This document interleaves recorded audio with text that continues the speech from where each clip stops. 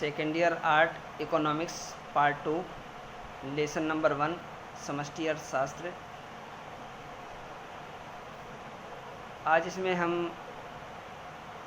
आय के चक्रीय प्रवाह का चयन 3 क्षेत्रीय मॉडल का अध्ययन करेंगे। तो आइए देखते हैं, आय के चक्रीय प्रवाह के 3 क्षेत्रीय मॉडल की संक्षेप में विवेचना कीजिए।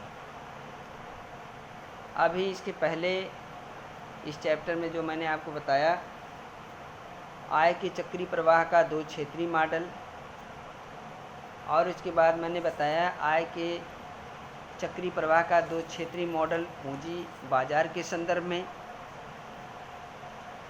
इन दोनों ही आय के चक्रीय प्रवाह जो मॉडल मैंने बताया, 2 क्षेत्रीय मॉडल बताए, इसमें 2 क्षेत्र थे। पहला व्यावसायिक क्षेत्र और दूसरा था घरेलू क्षेत्र, बिजनेस सेक्टर और हाउस होल्ड सेक्टर। 2 क्षेत्रों का इसमें हमने अभी तक अध्ययन किया है। लेकिन आज जब हम देखेंगे आय के चक्रीय प्रवाह का 3 क्षेत्रीय मॉडल, तो 3 क्षेत्रीय मॉडल में आप देख लीजिए, इसमें आपका वही business sector, house hold sector और गवर्नमेंट सेक्टर, इसमें 3 क्षेत्र हैं, इसलिए इसको 3 क्षेत्रीय मॉडल कहा जाता है।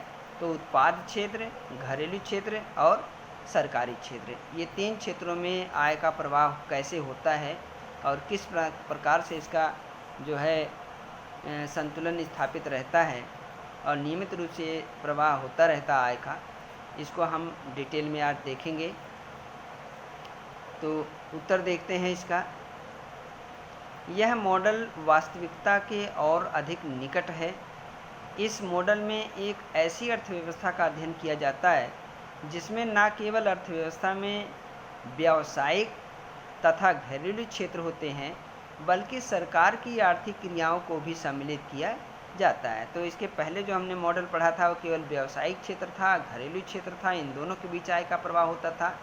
लेकिन 3 क्षेत्रीय मॉडल में घरेलू क्षेत्र, व्यावसायिक क्षेत्र के अलावा सरकारी क्षेत्र को भी शामिल किया जाता है। इनके क्रियाकलापों का भी इसमें सम्मिलन, जो क्रियाकलाप भी इसके सम्मिलित होते हैं, इनका भी अध्ययन इसमें शामिल होता है। लेकिन अभी भी अर्थव्यवस्था बंद है, अभी भी अर्थव्यवस्था बंद है। अर्थव्यवस्था बंद मतलब क्लोज इकोनॉमी है। इसमें आगे आपको बताया जाएगा। क्लोज इकोनॉमी वह होती है जिसमें विदेशी क्षेत्र शामिल नहीं होता है, यानी एक देश के अंदर ही जितने भी इसके जो उत्पाद क्षेत्र हैं, चाहे वो जो है घरेलू क्षेत्र है, व्यावसायिक क्षेत्र है, ये 3 क्षेत्र होते हैं, तीनों क्षेत्र शामिल होते हैं। लेकिन इसमें विदेशी क्षेत्र शामिल नहीं होता, आयात निर्यात नहीं होता है। जिस अर्थव्यवस्था में आय के चक्रीय प्रवाह के मॉडल में अगर विश्व भी इसमें शामिल हो जाता है, विदेश भी शामिल हो जाता है, उसका भी वहाँ भी आयात निर्यात होता है, तो उसे खुली अर्थव्यवस्था, ओपन इकोनॉमी कहा जाता है। लेकिन ये 3 क्षेत्रीय मॉडल है, इसमें विदेश जो क्षेत्र है वो शामिल नहीं है। इसलिए ये कौन सी अर्थव्यवस्था है, ये जो है क्लोज इकोनॉमी है, बंद अर्थव्यवस्था है, यानी जिसमें विदेश शामिल नहीं होता वो बंद अर्थव्यवस्था कही जाती है। तो ये कह रहा है कि जो इसमें घरेलू क्षेत्र और व्यावसायिक क्षेत्र के अलावा सरकारी क्षेत्र भी शामिल होता है, लेकिन अभी भी ये बंद अर्थव्यवस्था है क्योंकि इसमें विदेश क्षेत्र शामिल नहीं है। तो अर्थात आय के चक्रीय प्रवाह पर विदेश का कोई प्रभाव नहीं पड़ता है। यहाँ तक हो गया। अब इसमें आपने जान लिया कि इसमें 3 क्षेत्र शामिल होते हैं। नेक्स्ट आगे देखते हैं। सरकारी क्षेत्र की ओर व्यावसायिक क्षेत्र तथा घरेलू क्षेत्र से करों के रूप में आय का प्रवाह होता है। ध्यान से पढ़ना है।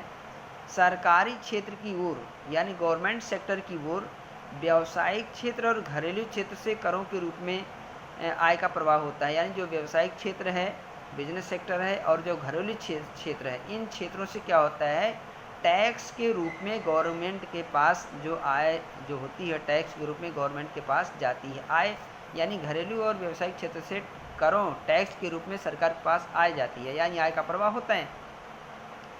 करों से प्राप्त सरकारी क्षेत्र की आय का प्रवाह, यानी सरकार को जब टैक्स कि टैक्स के द्वारा आय मिल जाती है, इनकम सरकार के पास पहुंच जाती है, तो क्या होता है, व्यावसायिक क्षेत्र की ओर वस्तुओं तथा सेवाओं की कीमत के रूप में, यानी जो सरकार के पास पहुंचता है, करों के से प्राप्त सरकारी क्षेत्र की आय का प्रवाह, जो सरकारी क्षेत्र में आय का प्रवाह होता है, सरकार के पास जो पैसा पहुंचता है, वो कहा जाता है व्यावसायिक क्षेत्र की ओर वस्तुओं तथा सेवाओं की कीमतों के रूप में तथा घरेलू क्षेत्र की ओर सेवाओं की कीमत के रूप में होता है।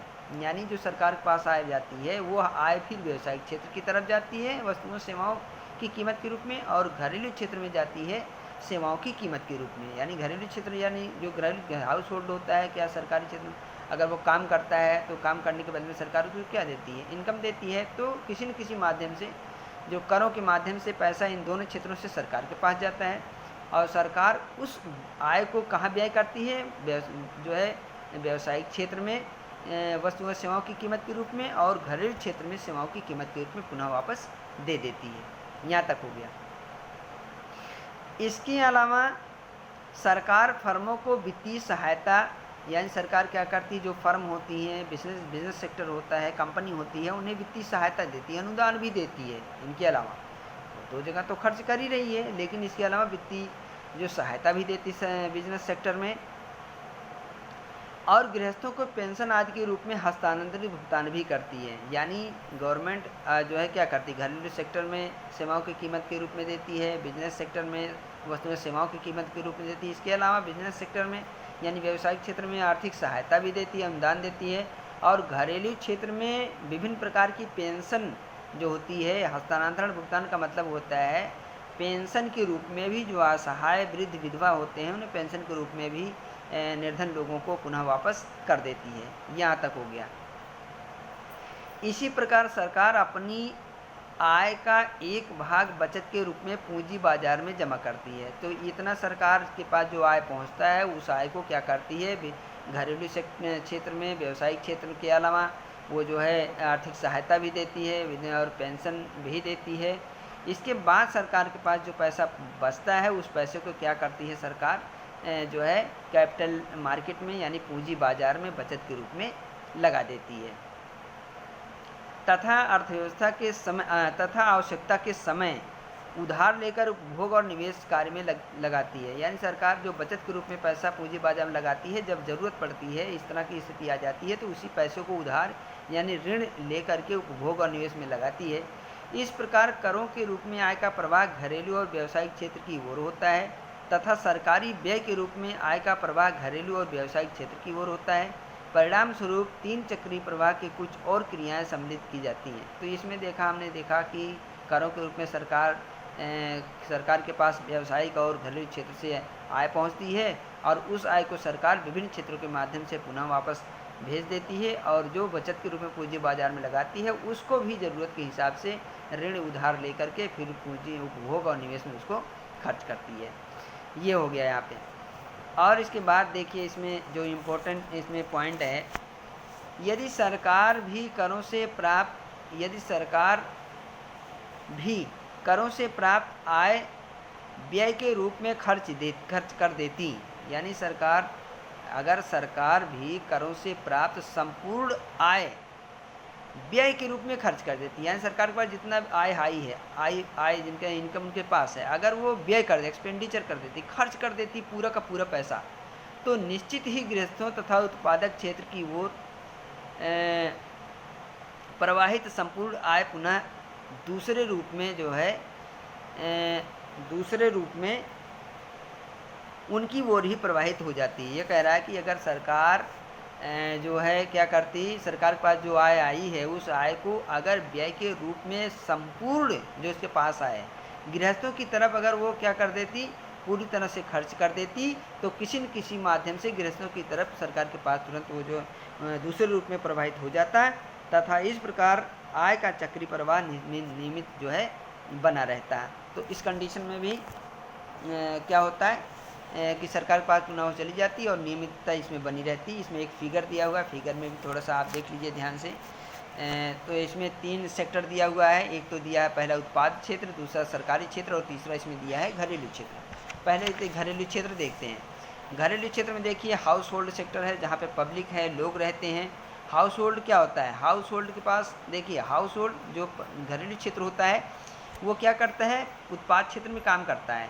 जो बिजनेस सेक्टर है, बिजनेस सेक्टर उत्पाद क्षेत्र में काम करता है और काम के बदले में उत्पाद क्षेत्र से इनको क्या मिलता है, भुगतान कारक मजदूरी ब्याज लगान मिलता है। और उस ये घरेलू क्षेत्र की आय हो गई। इस घरेलू क्षेत्र जो की आय, जो आय होती है, उस आय को कहाँ करता है, उपभोग व्यय, यानी व्यवसाय क्षेत्र में फिर जो वो पुनः वापस जो है जो चीज़ें उपभोग करता है, खरीदता है, उसको आय के रूप में जो है व्यय कर देता है। उत्पाद क्षेत्र की तरफ कुछ पैसा इसका चला गया, यानी उत्पाद क्षेत्र से इसको आय मिली मजदूरी ब्याज लगान के रूप में, और कुछ उस आय का, घरेलू क्षेत्र का कुछ आय क्या हुआ, उपभोग व्यय यानी व्यवसाय क्षेत्र की तरफ चला गया। और घरेलू क्षेत्र कुछ है कर के रूप में सरकार के पास पहुंचा दिया। यहाँ फिगर में आप देख सकते हो, इसमें करों के रूप में सरकार के पास कुछ दे दिया, कुछ जो व्यवसायिक क्षेत्र में उपभोग व्यय के रूप में कर दिया, और घरेलू क्षेत्र के पास जो कुछ थोड़ा मोड़ा बचा वो क्या हुआ, बचत के रूप में पूंजी बाजार में लगा दिया। तो ये हो गया घरेलू क्षेत्र। दूसरा देखिए उत्पाद क्षेत्र। जो बिजनेस सेक्टर है, बिजनेस सेक्टर क्या करता है, बिजनेस सेक्टर किसी वस्तु का उत्पादन करता है। तो जब उत्पादन करता है तो वो क्या करता है, उत्पादन में जो काम करते हैं, उत्पादन में जो सहायक होते हैं, उत्पादन के जो साधन होते हैं, उन साधनों को क्या करता है, मजदूरी ब्याज लगान के रूप में पैसा दे देता है। और उसके बाद जब इसका उत्पाद बन के तैयार हो जाता है, मार्केट में आता है, तो मार्केट में आने के बाद जब मार्केट में जाता है तो उत्पाद क्षेत्र को क्या होता है, घरेलू क्षेत्र से जो है उपभोग व्यय के रूप में पुनः पैसा आ जाता है। यानी किसी उत्पाद क्षेत्र कोई वस्तु का निर्माण करता है तो निर्माण करने में जो उसमें साधन लगाता है, साधनों के बदले में मजदूरी लगान ब्याज देता है, और उसके बाद जो उसको जब मार्केट में देता है तो मार्केट में जाने के बाद उसको उपभोग व्यय के रूप में वो पुनः पैसा वापस आ जाता है उत्पाद क्षेत्र में, यानी बेचता है तो उसके पास आय आती है। अब उस आय को क्या करता है, उस आय को ये क्या करता है कि आय को एक तो सरकार को कर के रूप में वापस लौटा देता है, जैसा इसमें दिया हुआ है, सरकार को कर के रूप में एरो बना हुआ है, कर के रूप में सरकार के पास दे देता है। और कुछ तो ये जो घरेलू क्षेत्र की तरह मजदूरी लगान के रूप में दे देता है, और कुछ ये क्या करता है, पूंजी बाजार में जो है पैसा अपना लगा देता है, बचत कर लेता है। तो ये हो गया अपना हमारा उत्पाद क्षेत्र। फिर तीसरा ये सरकारी क्षेत्र। सरकारी क्षेत्र क्या करता है, सरकार का क्या है, सरकारी क्षेत्र का मतलब सरकार के पास घरेलू क्षेत्र से भी उत्पाद क्षेत्र से भी कर के रूप में पैसा आता है, नंबर 1। ये तो इसकी आय हो गई। अब उस आय को सरकार क्या करती है, उस आय को क्या करती है, देखिए घरेलू क्षेत्र में सरकार पेंशन के रूप में पैसा दे देती है, और जो उत्पाद क्षेत्र होता है, उत्पाद क्षेत्र में जो है क्या होती है, आर्थिक सहायता देता है। उत्पाद क्षेत्र में जो क्या होता है, सरकार आर्थिक सहायता देती है, घरेलू क्षेत्र में पेंशन देती है, और उत्पाद क्षेत्र में ही ये जो है सरकारी व्यय भी करती है, और इसके बाद सरकार के पास जो पैसा बच जाता है उसे पूंजी बाजार में लगा देती है। 3 पॉइंट इसमें देखिए बड़ा महत्वपूर्ण है। घरेलू क्षेत्र भी अपनी बचत का पूंजी बाजार में पैसा लगा रहा है, उत्पाद क्षेत्र भी अपनी बचत का पूंजी बाजार में लगा रहा है, और सरकार भी अपनी बचत का पूंजी बाजार में पैसा लगा रहा है। लेकिन सरकार का इसमें मेन क्या होता है, जब सरकार के पास जब ज़रूरत के हिसाब से क्या होता है, पूंजी बाजार से वो पैसा सरकार अपने पास ले लेती है, उधार के रूप में, ऋण के रूप में लेती है, और उस पैसे से उपभोग निवेश में वो खर्च करती है, देश हित में काम करती है। इसी प्रकार से जो उत्पाद क्षेत्र हमारा होता है, उत्पाद क्षेत्र भी अपनी जो बचत इसमें डालता है, उस बचत को जो है अपनी ज़रूरत के हिसाब से फिर ऋणों के माध्यम से ले लेता है और अपने काम में लगाता है। इसी तरह घरेलू क्षेत्र भी क्या होता है, जो बचत लगाता है, उस बचत को अपने जो है बचत को किसी माध्यम से वो भी प्राप्त कर लेता है। तो ये तीनों सेक्टर में ही आय का देखिए निरंतर प्रवाह हो रहा है। तो ये है आय के चक्रीय प्रवाह का 3 क्षेत्रीय मॉडल, यानी 3 क्षेत्रों में जो आय होती है उसका प्रवाह होता रहता है, निरंतर एक चक्र के रूप में चलता रहता है। तो इसलिए इसे आय के चक्रीय प्रवाह का 3 क्षेत्रीय मॉडल कहा जाता है। मैं समझता हूँ जो मैंने जो बताया है चित्र के माध्यम से आपको 3 क्षेत्रीय मॉडल समझ में आ गया होगा। इसे आप अपनी कॉपी में नोट कीजिए, कई बार वीडियो देखिए, निश्चित रूप से आपको समझ में आ जाएगा। Thank you.